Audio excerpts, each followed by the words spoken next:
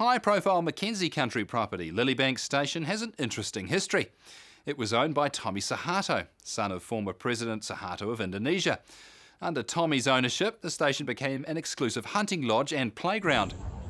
Several years and owners later, Lilybank's focus is now on deer, with its present owners determined to restore the station.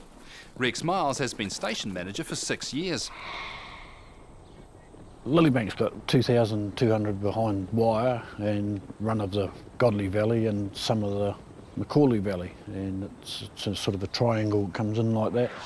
Right at the head, we're only about 26 k's away from a glacier, so you'll cop most things that happen around here, we wear it. We'd be close to 2,000 deer we winter, counting our young stock that we take through. There's a lot of feeding out goes on, but you know, winter's winter up here and that's the way it is, so you can't change that. So therefore we have to grow a lot of lucerne and stuff and make our own baleage and do everything ourselves, and away we go. Strengths of the place is we can do what we can do with deer and sheep, you know, to a certain amount. We don't never overstock it because you'll get caught, you know, because droughts can come or snow can come and next thing all your feed bank is gone. So if you're conservative, you can do it well. That rising one we hear stags, that's the bread and butter really. That's where we make our money, by taking them through and working them. They will hang up at 50 kgs. We'll grow our grass paddocks what we can, but as you can see behind us, they all get frosted and that. We don't grow any crops or Swedes or anything now. They're just all frozen and they rot with the snow and things like that. So we sticking to grass and lucerne baleage, which is the key to the whole structure. But we aim to put on 10-15 grams a day just by feeding them what we need to do to keep them up there, which is when they hit the springs better. 5-6 years ago now, I arrived on the place and we AI'd 750 hinds. We had rubbish stock for a start, so that's made a huge difference. I mean, genetically we're getting where, but you know, there's always improvements to be done, and we do it and we weigh them every 6 weeks. We've all got 8 tags in them. We've been doing that for 5 or 6 years, and that's just not a hassle. I mean, it's all information that we gather through the recording, and yeah, it's good stuff, really. We AI sometimes 100 every 2 years or so, with deer improvement, so that we can get our replacement stags, so we can carry on doing what we're there, keep our genetics up where they should be. It was a red base, but we put eastern across, and then we're just sort of settling back into, there's a bit of English coming into it, just to keep things ticking along and stop the inbreeding thing and all that. We deal straight through Mountain River. I think at the moment it's sitting about 880 kg, so you know, it's pretty good money really. This stuff here is what we feed our weaners on. That's all lucerne, and we try and make that top quality. They're our top priority, and this is all lucerne behind us, and the other stuff is just ordinary pasture baleage. Everything is baleage here. We don't make hay because it's liable to blow away before you get anywhere. We have all our own gear, so Dee and I do that as well. So we mow, rake and bale, and usually somebody gives a hand to cart, but we do all that ourselves. So that's the summer buggered really. This winter we've got a bit left at the moment because it's been such a soft winter, but you know, you can be frozen here for snow and frozen for 3 months and you've got to feed them. So that's the costly part of the enterprise really.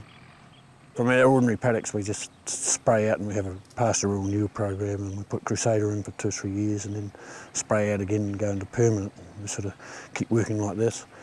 Out here by the river between the Godley and the Macaulay we have quite a bit of lucerne, probably about 80 hectares of lucerne.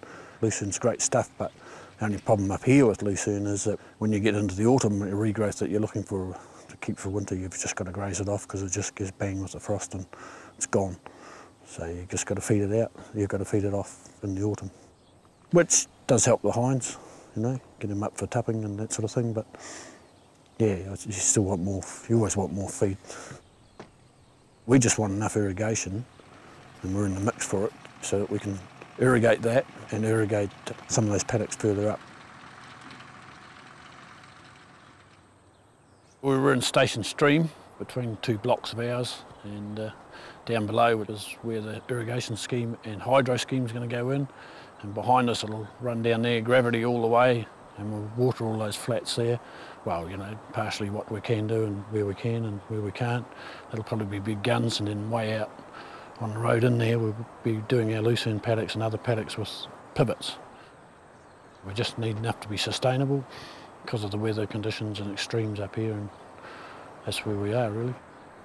There'll be a wee bit of storage, but it's on flows, but we may have a dam further around that we will storage in there, so that we've got a constant supply when the river's at its low levels, and all the monitoring and that has to be done, so you know, we will cover ourselves on that. This is the rising threes, you know, the first calf was last year, so they've just come back now because we'll be TB testing. We'll take some blood tests, see on their copper levels and animal health generally, and give them a drench and get them all set up for weaning and give those blocks a rest now. Growth rates is probably the key to the whole factor, and the venison is on them, meat's on them.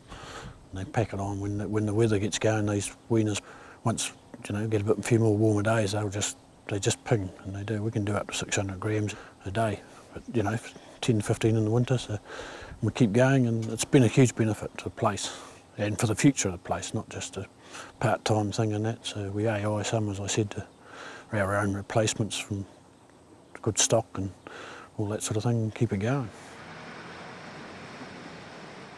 We hope to crank the lodge up. We've got our own professional hunting guide now, he's very good. We've got him in this season doing our hunting thing, so we'll utilise the lodge and that for that, and also the touristy side of it. There's moves afoot to crank that up as well and utilise everything as a specialist thing. Well, we've got tar behind us there that we breed a few of them, not a lot, but just enough to tick along for our trophy business, and we're sending them up the hill there in appropriate time and do that. And just, we had more numbers, but we cut back because it was just taking up too much of everything else, but there's enough there, and people like to see them floating around too, that people never see tar. There's a lot of people just stop and look and take photos.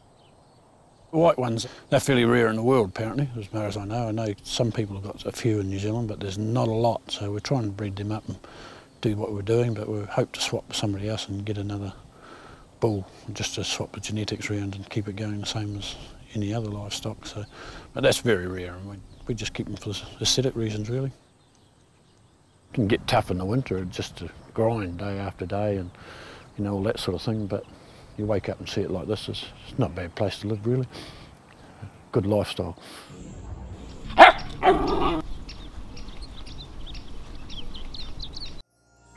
This program was made with funding from New Zealand On Air.